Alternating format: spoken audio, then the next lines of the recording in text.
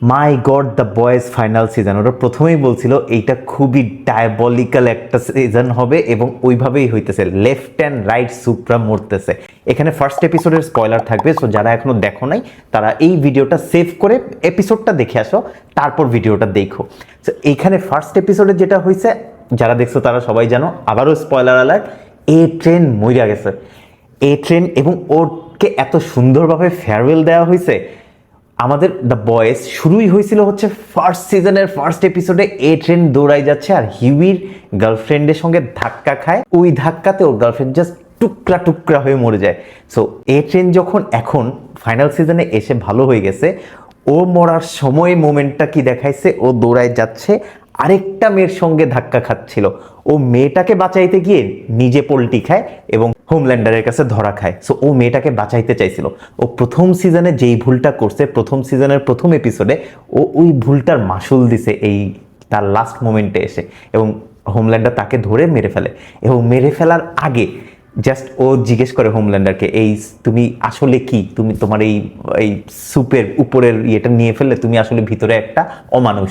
এখানে এই জিনিসটা হোমাজ দিছে হচ্ছে ক্যাপ্টেন আমেরিকা আর আয়রন ম্যানের একটা কনভারসেশনের। অ্যাভেঞ্জার একটা মুভিতে ক্যাপ্টেন আমেরিকা আয়রন ম্যানকে জিজ্ঞেস করছিল যে big man with a sweet, এটা যদি নিয়ে ফেলি তাহলে তুমি কি।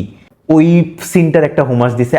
অলসো লাস্ট মোমেন্টে যখন দৌড়াইতে থাকে এবং হোমল্যান্ডার উপর দিয়ে আসতে থাকে, ওই সিনটা হইতেছে ফ্ল্যাশ আর সুপারম্যানের রেস, যেটার একটা অমীমাংসিত একটা, যেটার কোনো অ্যান্সার নাই, ফ্ল্যাশ ফাস্টার নাকি সুপারম্যান ফাস্টার। এই কোশ্চেনটা ডিসিতে অনেক দিন ধরে চলতেছে, অনেকবার ওরা রেস করছে, ওই রেসটাকে একটা হোমাজ দিছে এই ট্রেনের লাস্ট এপিসোডে এসে আর কি। প্লাস আমরা কুইক সিলভারের একটা যেটা খুব ফেমাস সিন ছিল, ও স্লো মোশনে যাইতে থাকে এবং মানুষজনকে বাঁচাতে থাকে, ওই সিনটারও একটা রিক্রিয়েশন করছে এখানে। আমরা জানি দ্য বয়েজ হচ্ছে অ্যাকচুয়ালি এই সব সুপার হিরো মুভির একটা প্যারোডি হিসেবে তৈরি করা হয়েছিল এবং এখনও ওরা প্যারোডিই করতেছে।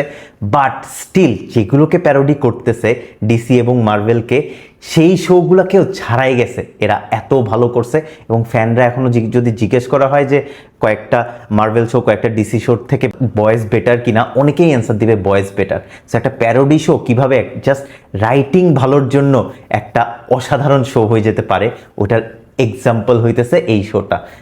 আমি লাস্ট সিজন দেখে অনেকে কান্না করছে যে এ ট্রেন মারা গেছে। সো ফাটাফাটি একটা জিনিস হয়েছে।